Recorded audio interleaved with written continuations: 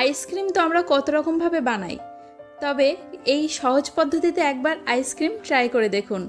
আজ আমি বানিয়ে দেখাবো কলার আইসক্রিম 2-in-1 পদ্ধতিতে। আমি এখানে টাইটেলে লিখেছি মাত্র 3টে উপকরণ। হ্যাঁ, এখানে 3টে উপকরণেই এই আইসক্রিম বানানোটা সম্পন্ন হবে, তাই ভিডিওটা সম্পূর্ণ দেখুন। আশা করছি ভালো লাগবে আর বাড়িতে সহজেই বানিয়ে ফেলতে পারবেন। হেসেল লাভার চ্যানেলে আপনাদের সবাইকে স্বাগত। এই ব্যানানা আইসক্রিম বানানোর জন্য আমি এখানে 2টো পাকা কলা নিয়েছি। আর আমার এই কলাগুলো ভীষণ পাকা না, তবে আপনারা অবশ্যই চেষ্টা করবেন একদম মজে যাওয়া পাকা কলাগুলো নেওয়ার, তাহলে কিন্তু আইসক্রিমটা বেশি ভালো হয়। কারণ আমি বাজারে অতটা পাকা কলা পাইনি। কলাগুলোকে একদম এরকম পাতলা স্লাইস করে কেটে নিতে হবে। এবার এদিকে একটা পাত্র নিলাম, তাতে কলার স্লাইসগুলো এভাবে পাতিয়ে দেব। দেখুন, যে পাত্রে কলাগুলো রাখবো সেই পাত্রে চেষ্টা করবেন যেন এরকম ছাড়া ছাড়াভাবে রাখা যায়। এবার পাত্রটাকে ঢাকা দিয়ে ডিপ ফ্রিজে রাখবো 2 ঘন্টার জন্য। আর এদিকে একটা কড়াইতে 2 কাপ ফুল ক্রিমযুক্ত দুধ নিয়েছি, তবে নর্মাল দুধ নিলেও কোনো সমস্যা নেই। আর 1/4 কাপ মিছরি নিলাম। অ্যাকচুয়ালি চিনিটা ততটা খাওয়া ভালো না বলে আমি এখানে মিছরিটা ব্যবহার করছি।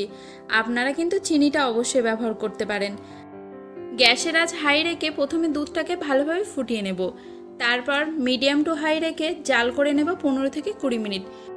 আর এখানে আমি যতটা দুধ নিয়েছিলাম তার অর্ধেকটা হলে কড়াইটা নামিয়ে নেব। আপনারা কিন্তু দুধের পরিমাণটা একটু কমও ব্যবহার করতে পারেন, তাতে কোনো অসুবিধা নেই। কড়াইটা নামিয়ে নিয়ে কড়ার গায়ে দেখবেন দুধের একটা সর জমা হয়েছে, সেটাকে স্প্যাচুলার সাহায্যে আমি ভালোভাবে কেকে নিয়ে কড়াইটাকে ঢাকা দিয়ে রেখেছিলাম একদম ঠান্ডা হওয়া পর্যন্ত। তারপর একটা বোলের মধ্যে নিয়ে ডিপ ফ্রিজে রাখবো 2 ঘন্টার জন্য। আর বোলটা কিন্তু রাখার সময় অবশ্যই ঢাকা দেবেন। এদিকে কলাটাও 2 ঘন্টা পরে দেখুন একদম পুরো বিস্কিটের মতো হয়ে গিয়েছে।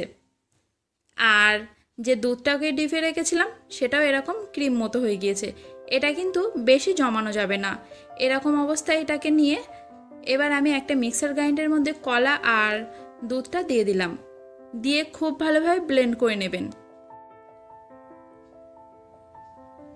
আর একদম এরকম একটা স্মুথ পেস্ট বানিয়ে নিতে হবে। এবার এখানে আমি 2টো বোল নিলাম, 2টো বোলে সমানভাবে এই কলার মিশ্রণটা দিয়ে দেব। আর একটা বোলের মধ্যে আমি 1/4 চা চামচ ভ্যানিলা এসেন্স দিলাম, আর একটা বোলের মধ্যে 1/2 টেবিল চামচ কোকোয়া পাউডার। দেখুন, এখানে এবার আপনারা বলতে পারেন যে আমি মাত্র 3টে উপকরণের জায়গায় 5টা হয়ে গিয়েছে।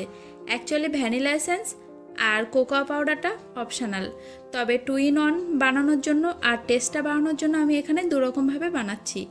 আপনারা চাইলে শুধু কলার আইসক্রিমটা বানিয়ে নিতে পারেন। আর কোকোয়া পাউডার মিশিয়েছিলাম যে পাত্রে, সেটাকে আমি আবারও মিক্সার দিয়ে একটু ঘুরে নিয়েছি, কারণ কলা যেহেতু নাল মতো পাউডারটা ভালোভাবে মিশছিল না। এবার এরকম একটা কন্টেনার নিলাম। আপনাদের কাছে যদি এরকম কন্টেনার থাকে তাহলে অবশ্যই সেটা ব্যবহার করবেন, আর না থাকলেও অসুবিধা হবে না। দেখুন, এখানে যখন এরকম 2 রকমভাবে এই মিশ্রণটা ছাড়বেন তখন কি করবেন, 2টো বল একসাথে হাতে নেবেন, নিয়ে 2 সাইড দিয়ে সমানভাবে কিন্তু একই সাথে এই পাত্রে ঢালতে থাকবেন।